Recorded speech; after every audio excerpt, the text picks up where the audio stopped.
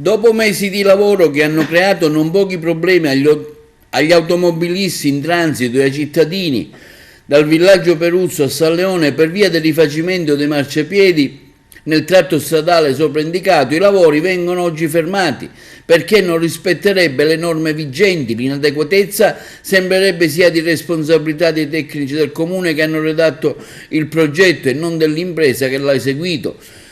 Numerose le barriere architettoniche presenti che creerebbero disagi alle persone disabili che stanno nella zona. Ci sono delle norme ben precise circa le misure dei marciapiedi con un minimo di 90 cm di larghezza e allargamenti di almeno 10 per consentire ai pedoni in sedia a rotelle di poter invertire il senso di marcia. L'assessorato ai lavori pubblici avrebbe individuato in una sola carreggiata la possibilità di transito, mentre nelle altre la presenza di barriere impediscono la libera circolazione.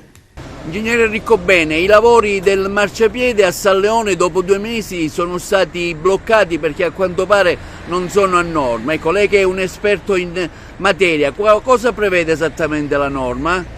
Allora, l'Italia ha una normativa che è invidiata e copiata nel resto del mondo, che risale agli anni 70-80. Ovviamente i marciapiedi, tutti i marciapiedi, ma in generale l'infrastruttura viaria urbana deve essere accessibile agli utenti con ridotte o impedite capacità motorie. Quindi a fronte di un corpus normativo eccellente, poi gli effetti pratici spesso non sono quelli desiderati. Ora, io la vicenda specifica non la conosco, però mi sembra alquanto anomalo che sia stato rilevato, quindi, e non sulla progettazione ma in sede di esecuzione, un'anomalia così grave.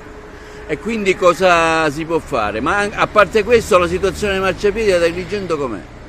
No, la situazione dei marciapiedi è quella che vediamo tutti, l'utente in sedia a rotelle, per capirci, ma che può essere paragonato alla mamma col passeggino, oggettivamente ad Agrigento non si può muovere.